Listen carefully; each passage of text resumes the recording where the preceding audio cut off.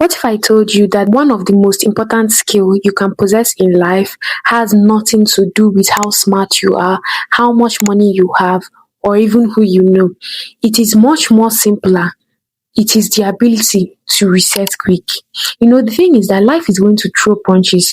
You are going to fail. You are going to have awkward encounters and things will not go as planned. Today, we're going to talk about how to build a very good superpower, and that is the ability to bounce back no matter the odds.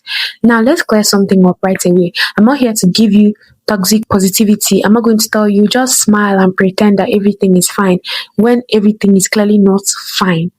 Your emotions are 100% valid. If something goes wrong, you are allowed to be sad, you are allowed to be angry, frustrated, or disappointed. But here's the rule: you can visit sadness, but you cannot sleep there. You cannot build a house in that negativity. You can feel it, you can acknowledge it. That is where the reset happens. Say, for example, you launch a business or start a project or a new content series. You put your heart, your soul, everything into it, and then it flops, like it completely fails. What do you do?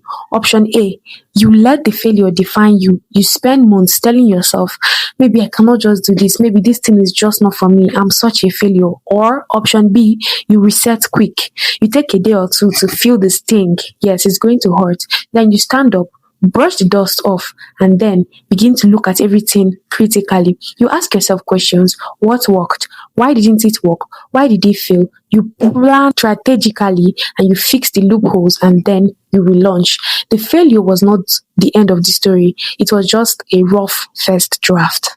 But being able to reset quickly are not just for huge life events, they are for the daily mental battles too. Have you ever had a bad conversation or an awkward interaction with somebody, and hours later your brain is still playing it on a loop?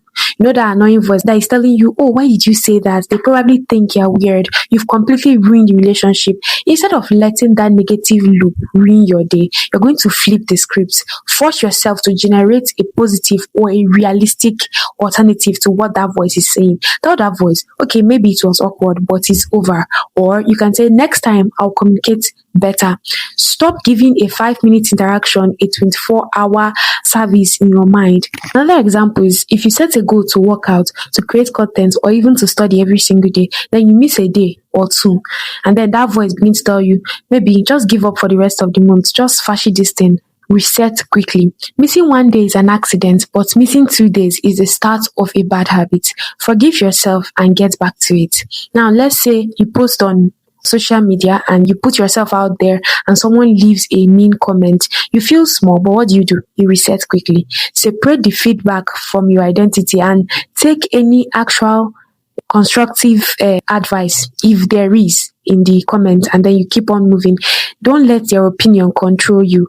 At the end of the day, life is not a straight line. It is up and down. It is full of ups and downs. It is the faster you can shrink the gap between the moment you fail and the moment you try again, the more unstoppable you become. Please learn to reset quickly. Learn to reset quickly. Thank you. And I'm going to see you guys in my next video. Bye.